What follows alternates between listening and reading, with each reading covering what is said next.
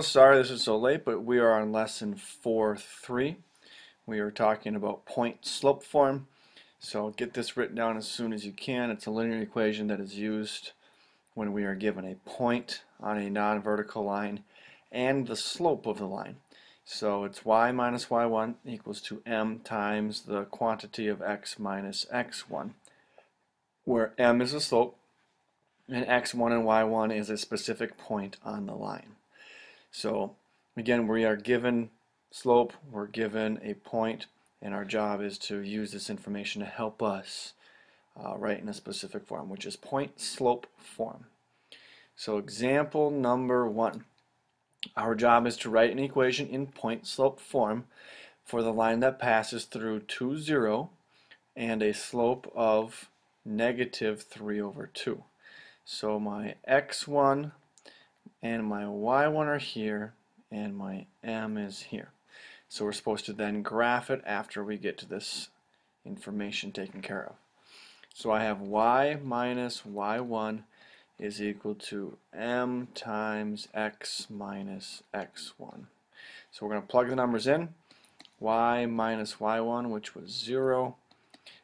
M was a negative 3 over 2 times x minus x1, which is a negative 2. Now notice that we have a minus. Remember, that's a plus plus. And our next step, folks, plus 0 or minus 0, this is kind of garbage. We don't have to do anything with it. Generally speaking, our first rule is to distribute, and then we'll move this to the other side.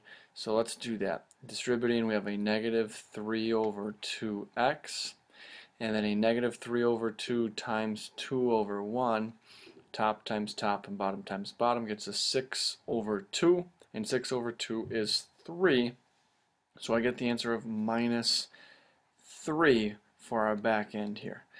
And again, because it's minus 0, we'll just leave it the way it is. This would be our equation moved into slope-intercept form, but in point slope form. Again, it started off as y minus 0 is equal to a negative 2 times an x minus a negative 2 that we turn into a plus 2. This is in point slope form.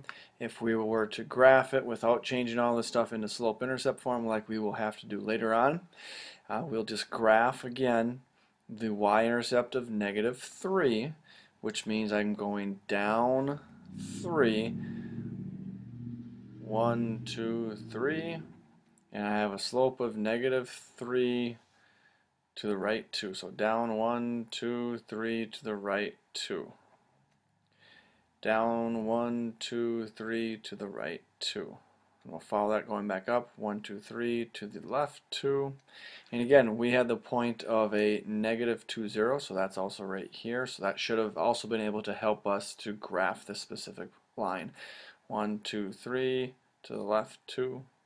And again, I'm always asking you guys to put your graphs all the way through so that we can see that it goes all the way through. Lines go on forever. And we're going to do our best again to connect the dots. Now I might tilt my head here to try to make this look a little bit better, but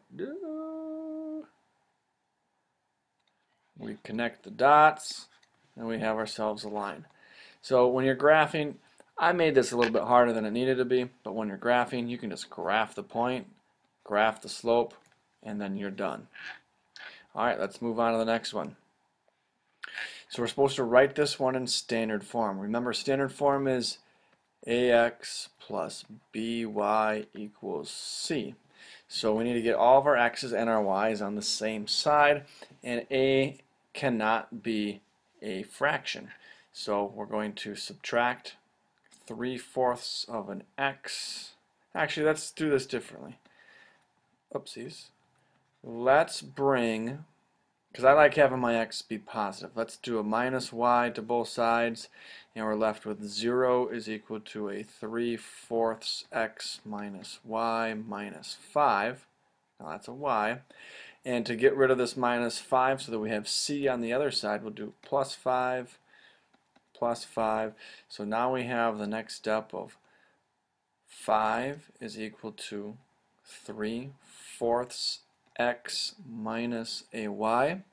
And folks, we cannot have this be a fraction, so I'm going to see if I can get some more space here without screwing things up. And it looks like it kind of screwed up a little bit. Don't tell anyone that. Woo-wee! And then we're going to, again, can't have fractions, so we have to change or multiply this entire side by a common denominator.